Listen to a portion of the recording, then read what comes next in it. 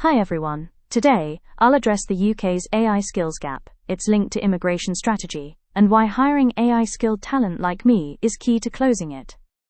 Let's start with a 2-minute benchmark survey. You'll see 5 pieces of content. I'll track on the whiteboard how many of you have used AI to do something similar. Ready? Raise your hand if can you create a 2-minute video like this in under half a day, using AI tools. She's fine with serial weddings. We're the most married Catherine of Aragon. He fancied her, so he made her Catherine's maid of honor. I was the finest negotiator in history. For me, Henry built the royal chapel and the great hall and expanded the great kitchens for lavish banquets.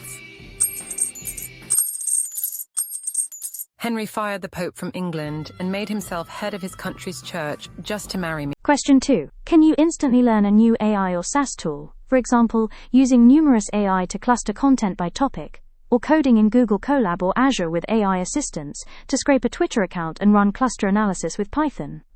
Question 3. Can you use AI to visualize data, like creating a scatter graph with Python and Seaborn or Claude Opus 4, or a mind map for scraped social media content in minutes? Question 4. Can you design a user interface mockup for a mobile app in about 5 minutes using AI, for example, Urzard or Visily or Galileo Stitch, to export to Figma? Last question. Can you build a 3-screen full-stack app from a single prompt in 5 minutes, complete with UI, logic, backend code, scaffolding on GitHub, database integration, authentication, and storage on Supabase or Netlify? Let's find out what percentage of this group have advanced AI skills beyond summarizing or image creation.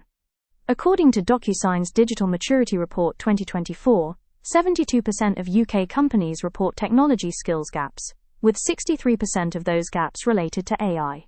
These range from prompt engineering with bias mitigation, to using AI to streamline workflows and boost efficiency.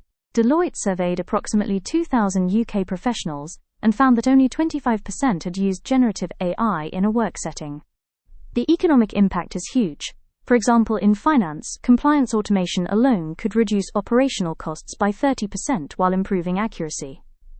While a 2025 report from the University of Birmingham estimates that the UK could add £27.6 billion to GDP if the digital skills gap were close. The UK's strategy is to upskill 7.5 million current workers in AI by 2030, rather than hire new AI-skilled professionals. Upskilling the existing workforce alone, while neglecting the recruitment of AI-skilled professionals, falls short, as not all employees can adopt AI tools instantly due to differences in learning pace, learning style, and limited prior exposure to technology. The UK's AI skills gap is compounded by an AI infrastructure gap, particularly in compute capacity and sovereign access to high-performance hardware.